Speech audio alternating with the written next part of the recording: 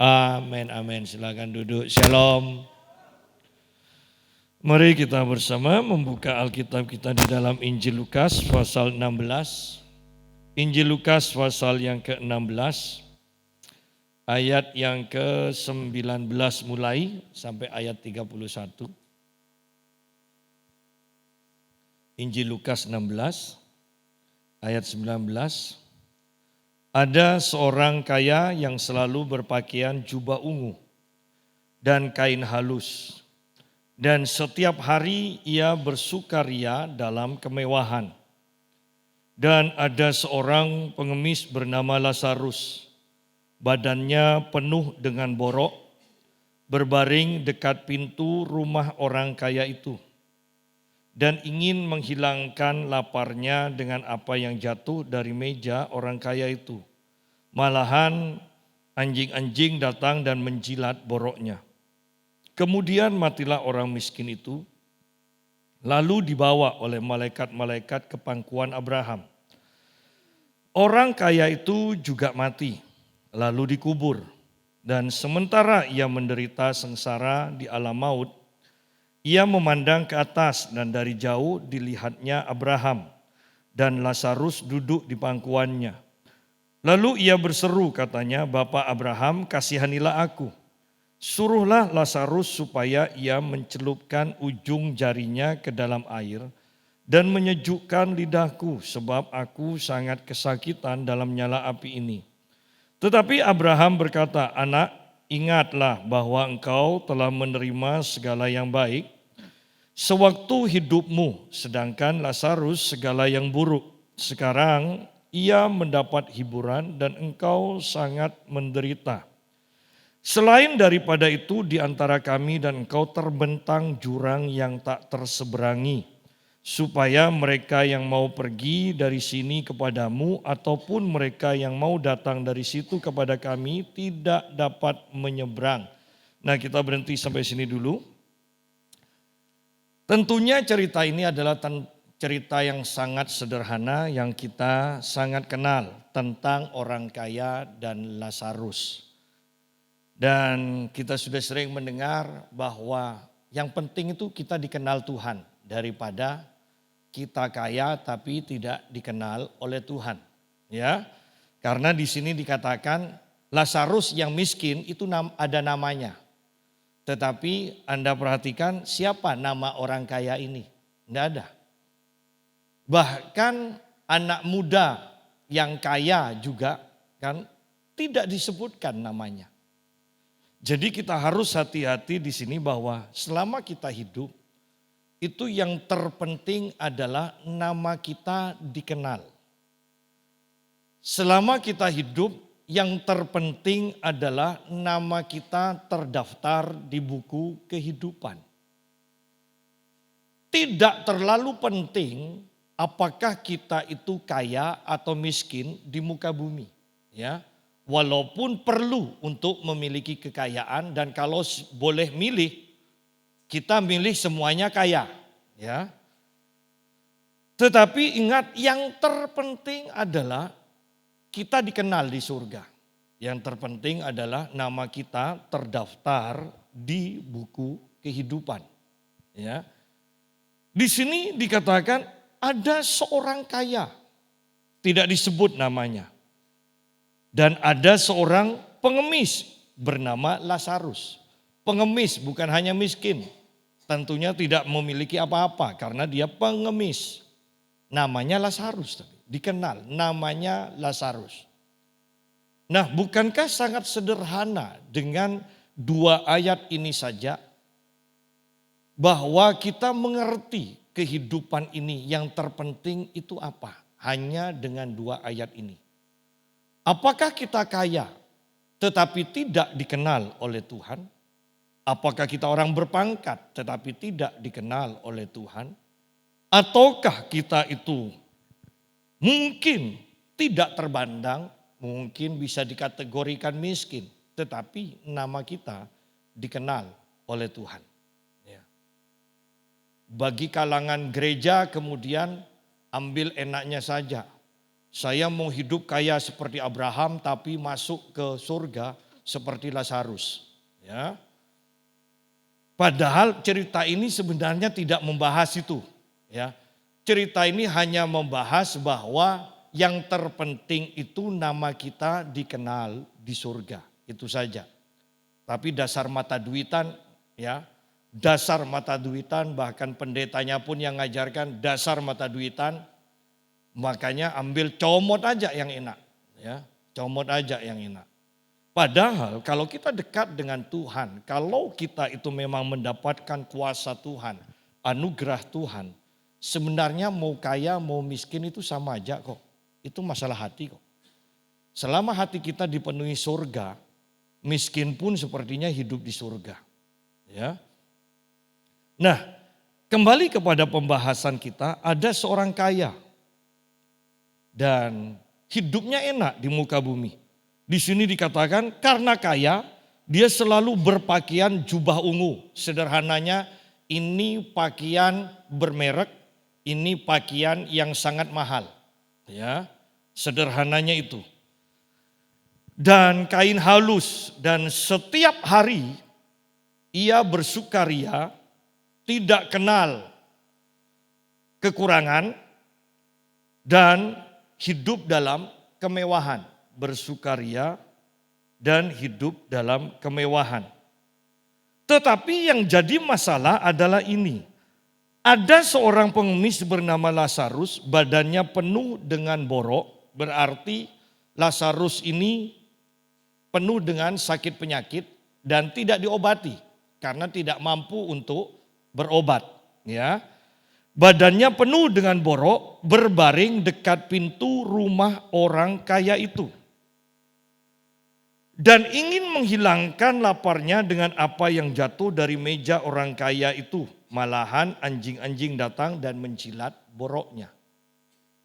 Bisa bayangkan orang kaya ini dengan pakaiannya yang mahal, dengan makanan yang berlimpah, dengan kehidupan yang penuh dengan kemewahan berpesta pora, tetapi di depan pintunya dia setiap hari mengetahui, melihat ada orang miskin yang berpenyakitan, yang lapar, yang tidak mempunyai makanan yang layak, ada di depannya.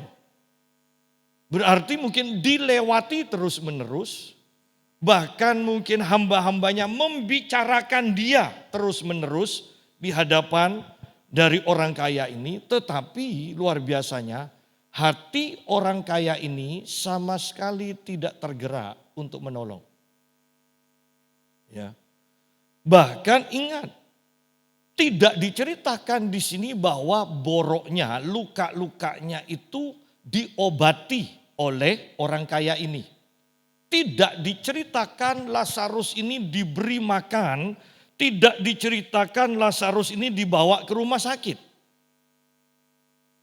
Berarti ada tambahan yang kita akan tambahkan di cerita ini bahwa orang kaya ini adalah orang kaya yang kejam. Karena setiap hari dia melihat orang miskin, orang yang berpenyakitan, dan hatinya sama sekali tidak tergerak untuk menolongnya. Dan bahkan dikatakan bahwa orang miskin ini yaitu Lazarus mati dalam keadaan sakit. Mati dalam keadaan kelaparan dan sakit. Dan jelas bahwa penyakitnya itu tidak disembuhkan boroknya. Kenapa? Karena diceritakan anjing-anjing datang menjilat boroknya. Ya. Betapa kalau kita melihat di sini, betapa orang ini, orang kaya ini betapa kejamnya. Tetapi sadarkah kita bahwa ada kalanya kita seperti itu, walaupun tidak sering mungkin. Tetapi ada kalanya kita itu tidak peduli dengan sekeliling kita. Ada kalanya kita tidak peduli dengan sekeliling kita. Jangan menunggu kaya untuk menolong orang. Jangan menunggu kaya untuk melayani Tuhan. Jangan menunggu kaya untuk memberi. Karena kalau kita tidak memulai dari sekarang, maka hati dan pikiran kita selalu dipenuhi dengan perasaan kurang. Artinya kita selamanya, kalau ini tidak dilatih, selamanya tidak akan pernah memberi. Ya. Karena hukum dari uang adalah selalu kurang, sedikit lagi. Ya, sedikit lagi. Kalau orang itu sudah cukup, dia tidak bekerja.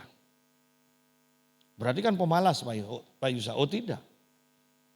Ya, artinya bahwa kita itu tidak khawatir. Hidup kita tidak khawatir lagi. Nah, mari kita lihat sekarang kembali. Ayat 22 dan 23. Kemudian matilah orang miskin itu. Saya mau lompat ke ayat 23. Orang kaya itu juga mati. Ya. Berarti nasib kita itu sama. Mau miskin, mau kaya, tetap mati juga. Bagi yang suka film-film kerajaan ya, film Mandarin, kan biasanya raja-raja itu yang dicari bukan uang lagi. Yang dicari obat panjang umur. Ya, 1000 tahun.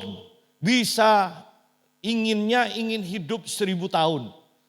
Padahal dia tidak tahu. Kalau sampai umur 101 tahun kemudian tidak bisa bangun, tapi tidak bisa mati juga, repot. Bisa bayangkan batuk 900 tahun, tapi tidak mati. Ya. Seringkali kita itu keinginan kita, itu kita tidak tahu loh dampaknya apa kepada kita. Ya. Tetapi kembali kepada pembacaan kita bahwa ingat, mau sekaya apapun tetap mati juga. Kalau yang miskin mati wajar, mungkin kita katakan wajar, ya kan? Tapi sekaya apapun tetap di sini mati juga. Mau minum madu, royal jelly, ginseng, ya kan? Tetap mati juga. Oleh karena itu kemudian, bukankah kalau kita punya hikmat, kita berpikir, umur kita itu seberapa sih? Paling 90 tahun, 100 tahun di bumi. Sedangkan nanti selanjutnya ada kehidupan yang kekal. Mengapa banyak orang yang mengaku pintar, yang mengaku terpelajar, tidak pernah berpikir sampai di sini. Bahwa ada kehidupan kekal. Sudahlah, tidak usah bilang kekal. Ya, supaya lebih gampang dimengerti. Ada kehidupan di bumi 100 tahun. Dan ada kehidupan, anggaplah 5000 tahun. Di surga atau di neraka. Kenapa kita itu tidak lebih memikirkan yang lebih banyak ini loh. Ya. Fokus kita selalu hanya yang di muka bumi. Akhirnya hidup kita seperti babi kan dikatakan. Babi itu selama hidup, dia itu selalu nunduk cari makanan kan, nunduk. Babi itu hanya lihat ke atas ketika sudah ketangkep. Kalau sudah ditangkap, ya dibawa pakai bambu itu kan, baru dia lihat di atas. Baru tahu kalau ada bintang. Baru tahu bahwa ada gelap, ada terang. Ya. Kebanyakan kan kita seperti itu. Ketika sudah sekarat, baru mikir surga. Padahal setiap hari, perhatikan, berapa ratus atau berapa puluh orang yang kita lewati, yang sebenarnya ini akan berdampak dalam kehidupan kekal kita. Yang kita kemudian kita lewati tetapi kita tidak bertindak apapun juga. Di sini kita melihat orang kaya itu seperti ini. Setiap hari melihat Lazarus. Sama sekali tidak diceritakan. Ya. 3 hari sekali orang kaya ini memberi makanan kepada Lazarus. 3 hari sekali. Tidak diceritakan. Betapa teganya. Ya. Kita mungkin berpikir kehidupan kita wah enak. Tetapi pertanyaannya, adakah sesuatu yang sudah kita kerjakan untuk minimal 1 orang yang kita temui? 1 Satu orang yang kita ingat bahwa orang itu butuh sesuatu yang kita keluarkan. Ataukah kita yang penting, wah hidupku diberkati. Ya. Apalagi setelah COVID, tidak mau tersentuh dan tidak mau menyentuh. Kelihatannya bagi orang egois, ini kesempatan yang Tuhan berikan. Aku tidak berhubungan dengan orang lain. Sidang jemaat. Betapa mengerikan ketika kita hidup tanpa berpikir bahwa ada kekekalan yang menantikan kita. Ya. Ayat 22 kembali. Kemudian matilah orang miskin itu.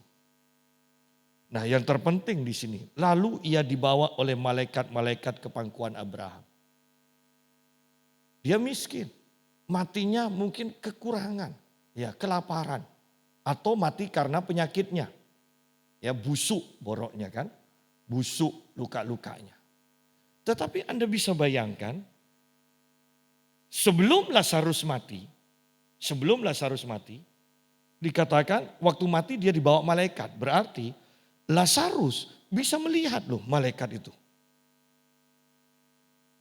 Jadi orang yang miskin ini, orang yang luka-luka, orang yang sakit ini, menjelang matinya dia tersenyum. Karena dia melihat ada malaikat yang menjemputnya. Bisa bayangkan orang kaya yang mati, yang dibawa ke neraka, kan pasti ada yang jemput juga kan. Anda bisa bayangkan reaksi dari orang kaya ini ketika dijemput hanya untuk dibawa ke neraka. Ini kalau di film-film ini malaikat maut yang menjemput. Ya. Atau bahkan setan-setan yang sudah mengintimidasi dia. Pak Eko, teman saya pendeta Eko GBI di Tuban. Dia mengatakan begini. Pak Yusa tahu ketika saya masuk ke rumah sakit karena COVID. Dia bilang. Itu ketika saya sudah dingin semua, sudah sesak nafas, tidak bisa nafas. Dia bilang. Saya bisa mendengar suara-suara yang mengajak untuk mati. Pak Yusak bisa bayangkan ketika di kiri saya mati karena COVID. Itu sebelum mati mereka menjerit. Di sebelah saya mati lagi dan sebelum itu menjerit juga.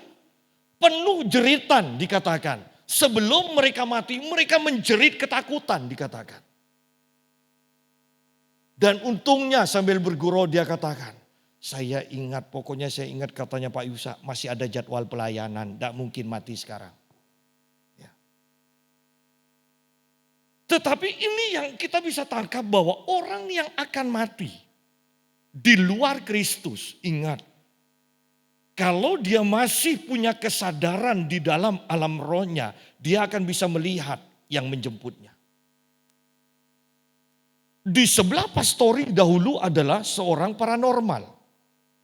Itu ketika menjelang matinya, itu bukan hanya seminggu, beberapa bulan. Dia jerit-jerit, jangan panas. Teriak-teriak terus.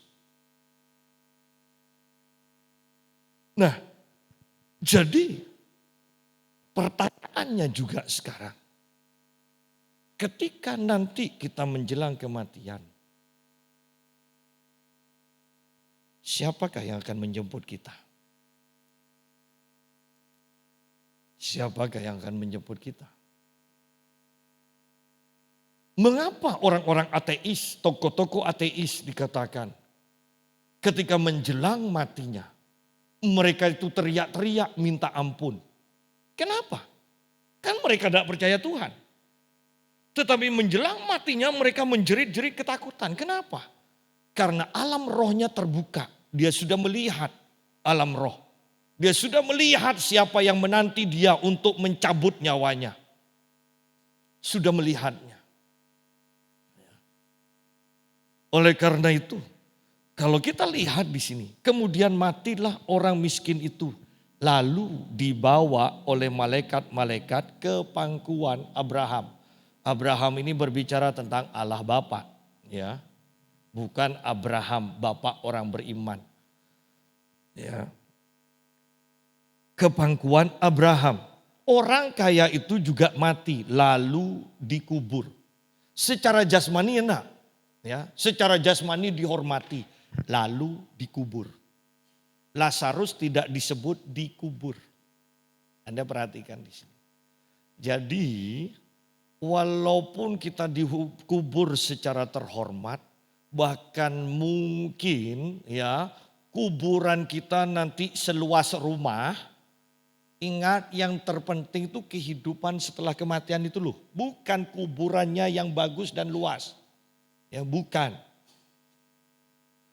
Orang kaya ini dikatakan, orang kaya itu juga mati lalu dikubur. Selesai. Dikubur. Lazarus yang miskin mati lalu dijemput malaikat. Nah, bedanya di sana. Lazarus matinya mungkin setelah kematian orang-orang pikir tidak ada kedahsyatan apapun. Tidak dikubur, tidak ada orang yang menghantar, tidak ada orang yang menangisi mungkin. Tetapi ingat, di alam roh Lazarus dijemput malaikat. Bisa bayangkan sampai di surga dia disambut. Dan orang kaya mati dikubur.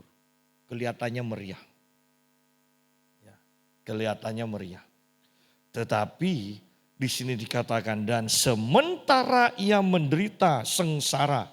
Nah, di alam maut ia memandang ke atas. Dia sengsara di alam maut, ya. Dia sengsara di alam maut. Sidang jemaat, saya tekankan kembali bahwa kehidupan kita di dalam Kristus aman. Ingat, kekristenan berbeda dengan Katolik. Katolik itu tidak jelas. Artinya begini. Ketika engkau mati, kalau engkau percaya pada Yesus, tetapi Anda masih masuk ke api penyucian. Itu tidak jelas di sana nantinya. Apakah engkau akan lolos atau engkau nanti dilempar. Nah, tetapi ingat bagi kita, Yesus sudah membayar lunas. Dan saya tekankan, bagi kita kunci alam maut, kunci kerajaan, kunci alam roh, semuanya ada di tangan Yesus. Tidak ada tempat peralihan. Engkau langsung diputuskan masuk surga. Itu sangat luar biasa. Orang kaya itu juga mati lalu dikubur. Dan sementara ia menderita sengsara di alam maut, ia memandang ke atas. Coba kita lihat dahulu di dalam kitab 1 Timotius pasal yang ke-6.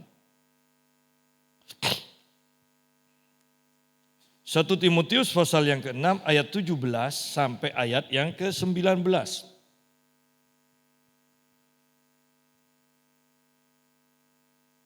Peringatkanlah kepada orang-orang kaya di dunia ini agar mereka jangan tinggi hati dan jangan berharap pada sesuatu yang tak tentu seperti kekayaan, melainkan pada Allah yang dalam kekayaannya memberi kepada kita segala sesuatu untuk dinikmati. Kita berhenti sampai sini dulu. Lihat. Menjadi kaya itu tidak salah. Ya. Alkitab tidak mengatakan begini, peringatkanlah supaya orang-orang jangan menjadi kaya. Enggak. Ya.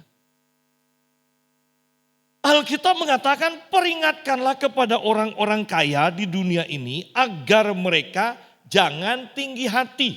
Ya. Karena memang kalau sudah kaya dan sangat kaya, bahkan pendeta pun ketika kaya dan sangat kaya, mudah, lebih mudah untuk menjadi tinggi hati. Ya, lebih mudah. Itu pilihan juga. Ya. Nah, dan kemudian, dan jangan berharap pada sesuatu yang tidak tentu seperti kekayaan. Jadi kita boleh kaya tetapi jangan berharap, jangan mengandalkan kekayaan ini. Pengharapan kita ya, yang kita andalkan tetap adalah Tuhan. Perhatikan, tidak salah untuk menjadi kaya. Yang salah adalah ketika kita kaya, kita menjadi sombong, menjadi tinggi hati, dan hidup tergantung mengandalkan kekayaan itu. Itu yang salah. Karena bukankah bahkan nilai mata uang saja, nilai kekayaan itu tidak tentu. Seperti yang kita andalkan, bukankah hidup kita juga akan seperti itu? Hanya Tuhan yang tetap, dikatakan Yesus tidak berubah. Dahulu, sekarang, dan sampai selama-lamanya. Dia kekal, dia tidak berubah. Sehingga pantaslah kita menaruh pengharapan kita hanya kepada Tuhan Yesus saja. Dia yang hidup, dia tetap hidup untuk selama-lamanya. Sehingga ketika kita mengandalkan Yesus, maka selama, saya mau katakan begini, selama Yesus hidup, maka kita pun akan hidup. Ya.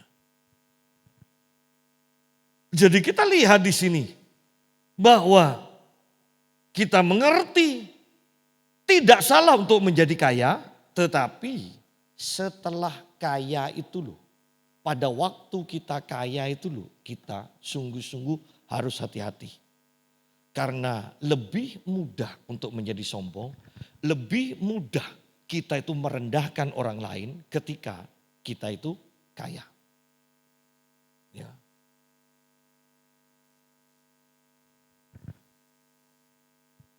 Melainkan pada Allah. Berharaplah kepada Allah yang dalam kekayaannya memberikan kepada kita segala sesuatu untuk dinikmati. Bahwa Allah mampu memberikan segala sesuatu kepada kita. Kita harus meyakini itu. Allah mampu dan mau memberikan segala sesuatu untuk dinikmati. Kadang dunia mampu memberi kekayaan, tetapi tidak mampu memberikan kuasa untuk menikmati. Apa gunanya? Ya kan?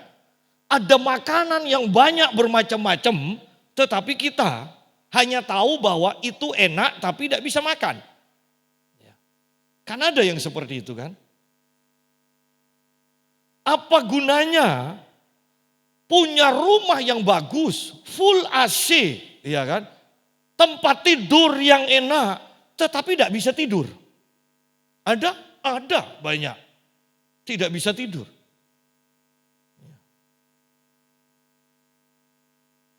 Hanya ketika kita berharap dan mengandalkan Tuhan, hati kita tenang. Ya, hati kita tenang.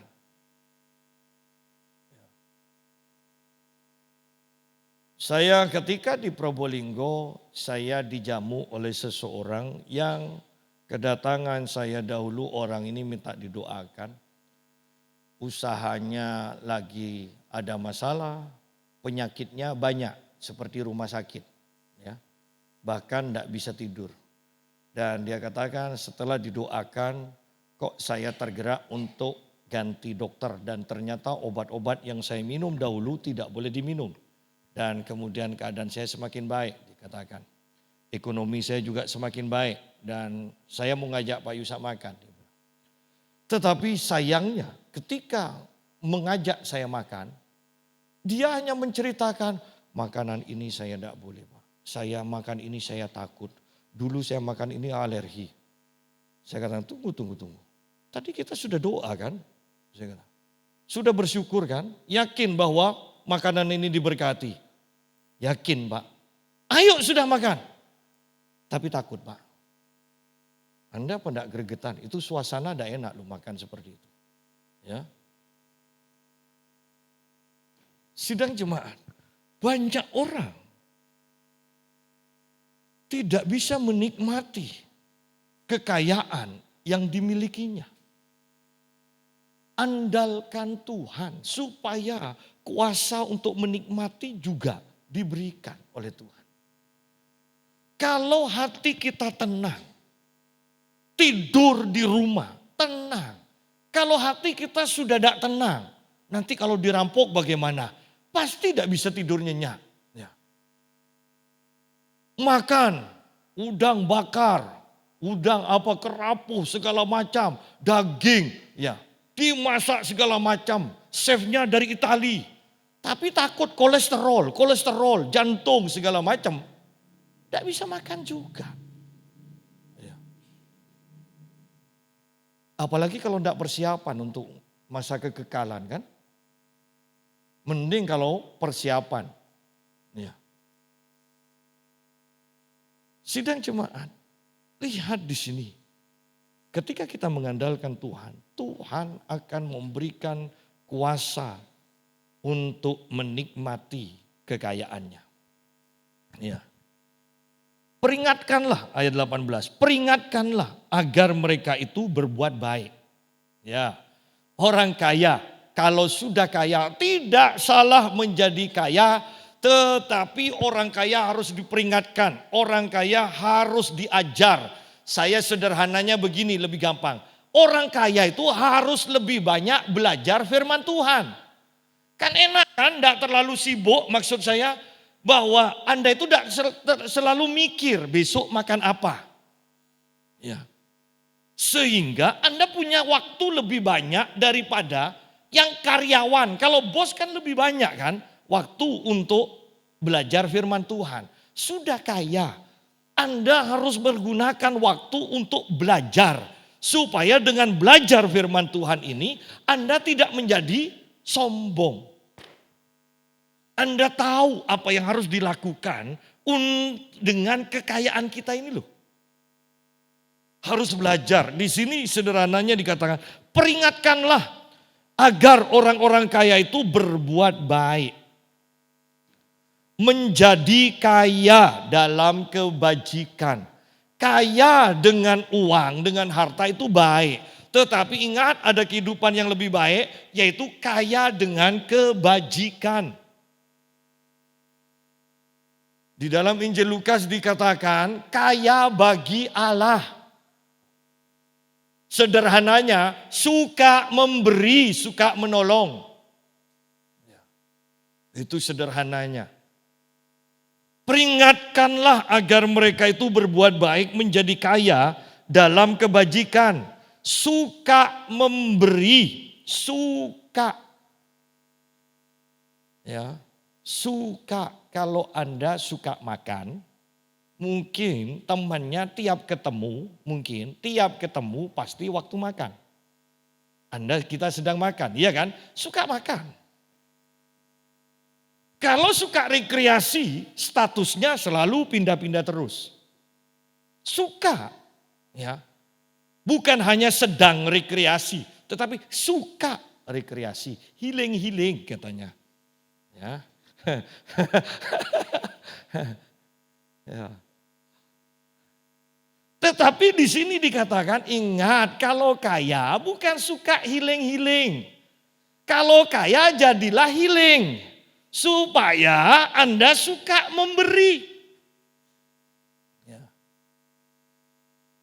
Suka memberi dan membagi. Tujuannya menjadi kaya ini loh. Ya, ingat Anda kaya ada tujuannya. Kita dijadikan kaya oleh Tuhan ada tujuannya. Supaya kita itu kaya dalam kebajikan, suka memberi, suka membagi. itu tujuannya menjadi kaya. Ya.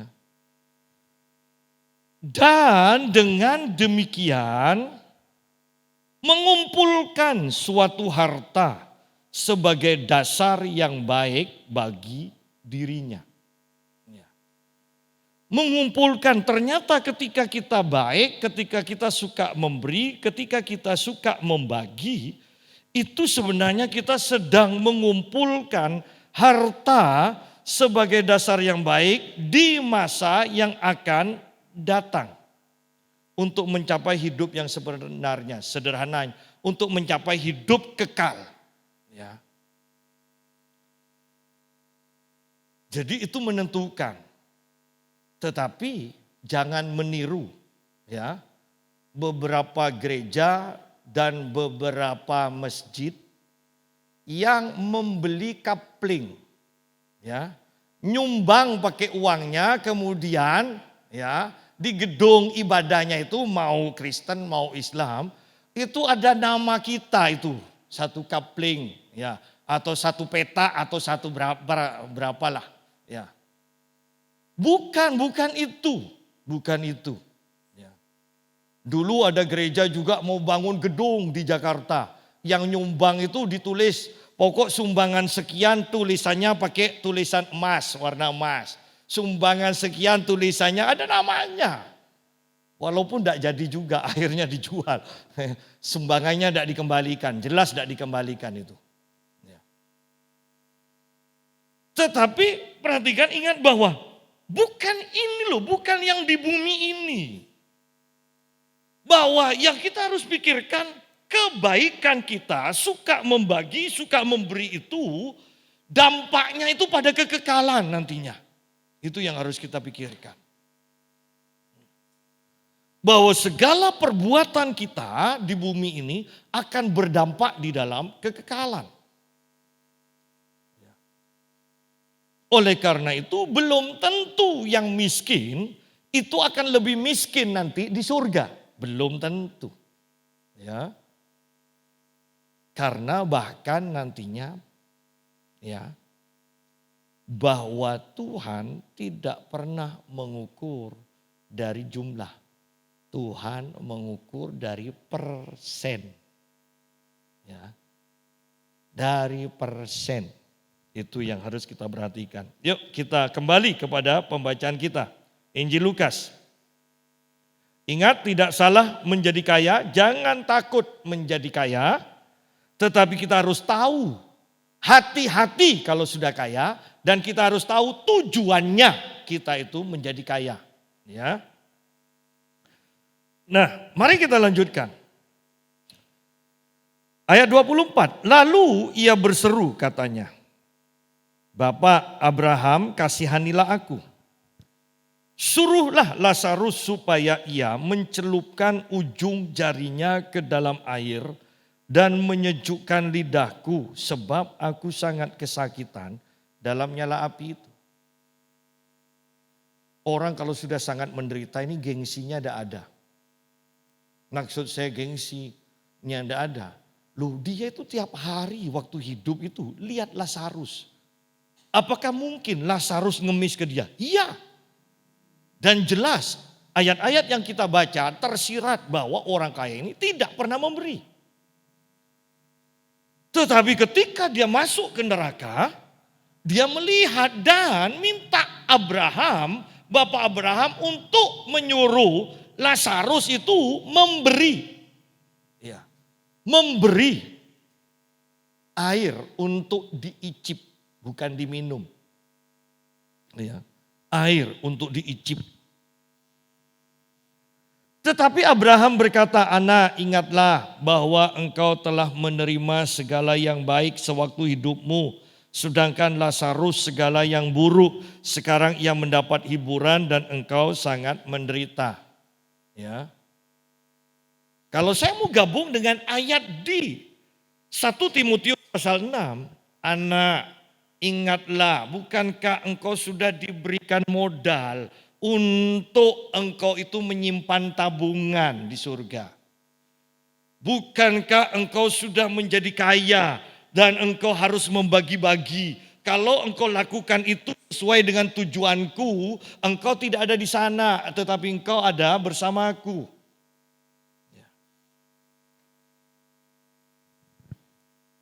Dan bukankah kehidupan yang akan datang dari cerita ini sungguh-sungguh harus kita perhatikan, kita renungkan. Banyak orang yang tidak mempersiapkan untuk kehidupan kekal. Banyak. Sangat menyedihkan.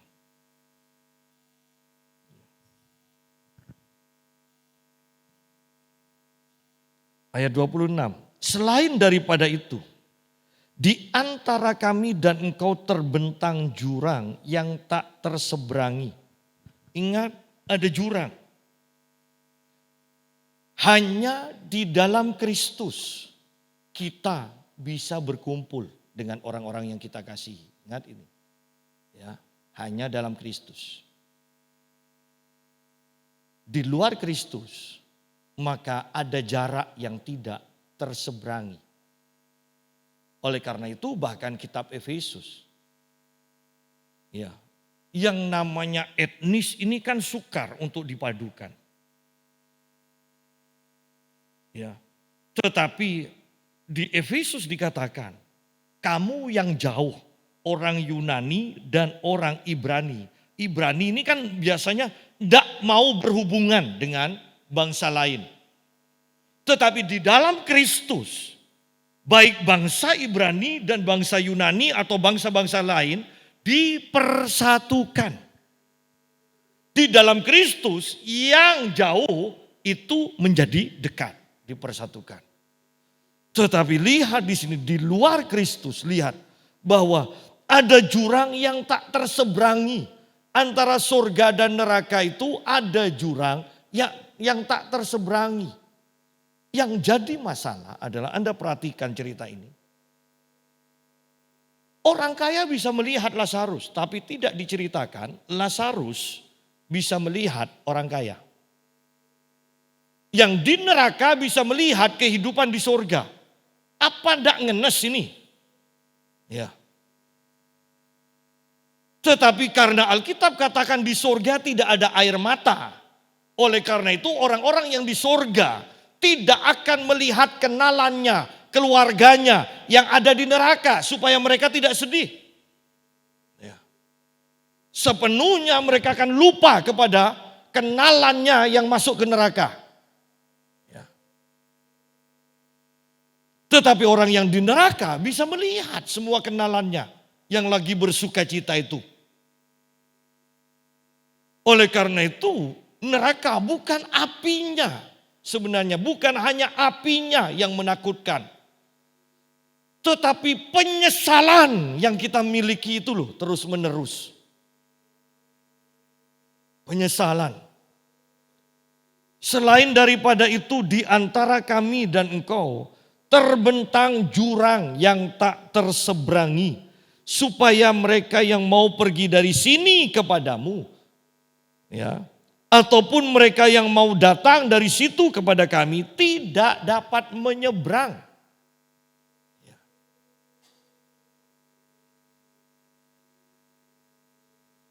Bukankah kita harus mempersiapkan sungguh-sungguh kehidupan kita sekarang? Kata orang itu, kalau demikian aku minta kepadamu Bapak, supaya engkau menyuruh dia ke rumah ayahku. Sebab masih ada 5 orang saudaraku, supaya ia memperingati mereka dengan sungguh-sungguh agar mereka jangan masuk ke dalam tempat penderitaan ini. Ada sesuatu yang bagus dari cerita ini. Bahwa sejelek-jeleknya orang, ya, sebenarnya hati nuraninya menginginkan keluarganya hidup lebih baik. Biarkan aku aja yang ngalami ini. Pokoknya keluargaku selamat. Anda pernah mendengar kata-kata ini, biasanya sih orang tua yang katakan ini untuk anaknya. Kalau anak sih jarang untuk orang tuanya. Ya. Makanya bersyukur bahwa Tuhan itu secara umum yang dipanggil itu duluan matian, yang mati duluan itu orang tuanya. Ya. Loh, lebih sedih mana orang tua ditinggal anaknya mati atau seorang anak ditinggal orang tuanya? Jujur, kalau mau jujur, bukankah orang tua akan lebih sedih, kesedihannya itu lebih tinggi dibandingkan si anak ditinggal orang tuanya? Ya kan? Bukankah semuanya ada dalam rencana Tuhan yang baik? Ya. Nah, orang ini katakan, aku masih punya saudara-saudara. Jangan sampai saudaraku itu juga ngalami seperti yang aku alami ini. Ayo dong utus supaya supaya mereka itu bisa mempersiapkan diri dan bisa masuk ke surga. Ya. Ayat 29, tetapi kata Abraham, ada pada mereka kesaksian Musa dan para nabi. Baiklah mereka mendengarkan kesaksian itu. Bahwa sebenarnya melalui firman Tuhan saja itu sudah cukup. Ya. Kalau orang mau percaya firman Tuhan, mau ada mujizat atau tidak ada mujizat, orang itu akan selamat. Ya. Tetapi ingat, saya tidak anti pada mujizat. Saya suka untuk hidup dalam mujizat. Ya. Nah, tetapi di sini kita lihat bahwa sebenarnya firman Tuhan saja kalau kita percaya itu cukup untuk menyelamatkan kita. Karena di sini dikatakan ada pada mereka kesaksian Musa dan para nabi. Baiklah mereka mendengarkan kesaksian itu. Tidak perlu menyuruh Lazarus untuk pergi kepada mereka. Supaya mereka sungguh-sungguh yakin, wah Lazarus yang mati ternyata datang lagi untuk memberitakan ini. Ya, aku akan bertobat. Oh, tidak perlu itu kata Tuhan Yesus. Tidak perlu. Yang penting percaya pada firman Tuhan.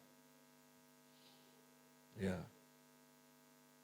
Belajar percaya pada firman Tuhan. Apapun yang dikatakan firman Tuhan. Jangan suka berbantah. Jawab orang itu, tidak Bapak Abraham. Tetapi jika ada seorang yang datang dari antara orang mati kepada mereka, mereka akan bertobat. Ya. Orang kaya ini tetap mengatakan, lebih yakin kalau ada yang mati, yang sudah mati, bangkit lagi, kemudian datang. Ya. Kata Abraham kepadanya, jika mereka tidak mendengarkan kesaksian Musa dan para nabi, mereka tidak juga akan mau diyakinkan sekalipun oleh seorang yang bangkit dari antara orang mati. Jadi di sini Bapak Abraham ternyata menuruti, ya, Allah menuruti keinginan si orang kaya ini, ya kan? Yaitu dengan membangkitkan Yesus. Naik ke sorga di hadapan 500 saksi. Toh itu pun banyak orang tidak percaya. Benar seperti pernyataan ini. Jika mereka tidak mendengarkan kesaksian Musa dan para nabi. Artinya kalau mereka tidak percaya firman Tuhan. Mau Yesus pun yang datang pada mereka, mereka tidak percaya. Artinya apa? Ini bicara tentang hati yang keras. Hati yang memang sudah tidak mau bertobat. Ya. Jika mereka tidak mendengarkan kesaksian Musa dan para nabi, mereka tidak juga akan mau diyakinkan sekalipun oleh seorang yang bangkit dari antara orang mati. Yesus bangkit dari antara orang mati. Tetapi toh banyak orang yang tidak mau percaya. Ada dari agama tertentu yang mengatakan harus percaya pada kitab Sabur, yaitu Mazmur dan kitab Musa, Taurat dan Zabur. Ya. Tetapi mereka mengeraskan hatinya dengan mengatakan bahwa yang asli itu sudah ada. Loh, kalau yang asli tidak ada kan berarti tidak perlu dipercaya. Bahkan Yesus yang mati, sejarah mencatat Yesus yang bangkit dan ada saksi 500 orang minimal. Tetap aja mereka katakan bahwa yang mati Yesus tidak mati. Loh, kalau Yesus tidak mati, Yesus kemana?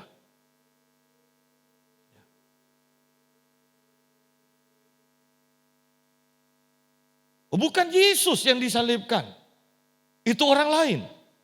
Loh, apakah Allah kita itu begitu kejamnya mencobot orang untuk mengganti? Anda bisa bayangkan Allah yang seperti ini? Allah kita, Allah yang penuh kasih karunia. Ya. Tetapi ingat bahwa kekerasan hati kita untuk tidak percaya itu yang bahaya. Orang-orang sudah diingatkan, ayo ke gereja, ada keselamatan dalam Kristus, dosa diampuni. Kenapa mereka tidak mau percaya? Hatinya keras.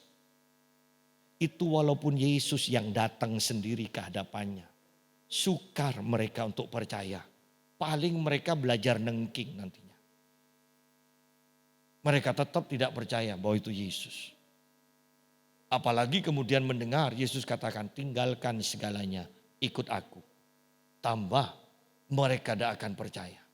Sidang jemaat.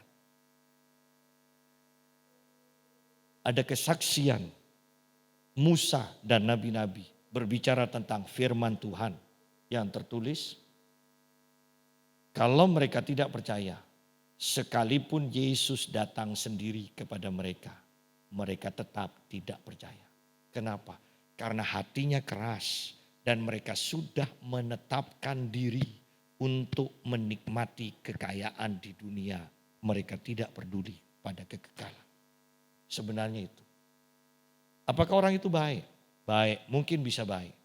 Tetapi saya katakan kebaikan kita tidak cukup untuk membawa kita menjadi selamat. Ya. Ingat, banyak orang yang masih berpikir bahwa orang yang baik, mereka bahkan orang Kristen tetap meyakini orang Kristen yang berbuat dosa akan masuk neraka, tetapi orang baik tanpa Yesus pun bisa masuk surga. Ini penyesatan. Saya mau tekankan bahwa kita dibenarkan, kita diselamatkan dan tidak akan tersentuh. Kenapa? Karena ketika kita percaya Tuhan Yesus, manusia roh kita dikuduskan sempurna. Anda tidak bisa menambah kekudusan itu lagi untuk menjadi lebih sempurna. Setelah dikuduskan sempurna oleh pengorbanan Yesus, dimeteraikan oleh Roh Kudus. Anda bisa bayangkan surat penting yang kemudian dimeterai, distempel, dicap, tidak akan ada orang yang bisa dan berani membuka. Kalau membuka, memaksa membuka, mereka akan dihukum. Demikian pula ingat, manusia roh kita yang sudah diperbarui tidak bisa disentuh oleh dosa. Ketika kita melakukan dosa, roh kita tetap suci. Dosa tidak membatalkan pengorbanan Yesus. Dosa hanya akan membuat celah setan bisa menyerang kita. Setan bisa membuat kita sakit. Setan bisa mencelakakan kita. Tetapi ketika kita mati, saya mau katakan, engkau akan masuk surga. Karena manusia rohmu sempurna. Tetapi bahayanya ketika kita sering tidak memperbarui pikiran kita. Ketika kita sering melakukan dosa. Anda akan sampai dalam taraf ini. Aku tidak percaya pada Yesus. Engkau akan meninggalkan Yesus. Ketika engkau meninggalkan Yesus, baru engkau pasti masuk neraka. Ingat, kita masuk ke surga bukan karena kita baik, tetapi karena Yesus. Anda punya rumah, mau orang cap seseorang itu jahat, pencuri, kalau Anda izinkan orang itu masuk ke rumahmu, orang itu akan masuk. Anugerah sukar untuk diterima. Manusia tetap percaya pada pemikirannya sendiri. Bahwa lebih baik orang yang tidak percaya Yesus tapi baik, tapi daripada orang yang percaya Yesus tapi berbuat dosa. Anda sama aja dengan mengatakan, lebih baik anak orang lain yang baik daripada anak saya. Mau ditukar? Nggak ada kan? Kita walaupun anak kita ada cacatnya sedikit aja, kan nggak mau ditukar sama anak orang lain yang sempurna kan? Demikian pula pemikiran Bapa di surga. Ingat itu. Tetapi kalau kita memang sungguh-sungguh mau dibentuk oleh Tuhan, tujuannya bukan hanya sekedar surga, tetapi tujuannya kita menjadi berkat bagi orang lain, menyelamatkan orang lain, membagi-bagikan kekayaan yang Tuhan percayakan, sehingga bukan hanya sekedar masuk surga. Ada banyak mahkota yang Tuhan akan sediakan. Ada mahkota kebenaran, puji Tuhan, tapi ada juga mahkota kemuliaan. Bisa-bisa kita memiliki banyak mahkota. Kan lebih baik ganti-ganti kan. Punya kalung ganti-ganti lebih baik daripada itu terus. Gelangnya itu terus. Kan lebih baik ganti-ganti. Ya. Jadi Tuhan, ingat, Tuhan menetapkan kita untuk menjadi kaya supaya kita bisa berbagi. Tidak salah untuk menjadi kaya, jangan takut menjadi kaya. Tetapi ketika engkau kaya, engkau harus memperdalam firman Tuhan. Supaya hati kita terjaga, supaya kita tahu apa tujuannya Tuhan menjadikan kita kaya. Ya. Dan yang harus kita ingat, mau kaya, mau miskin, tetap mati. Yang penting hidup kehidupan kekal itu loh, yang harus kita pikirkan dan renungkan. Tuhan memberkati.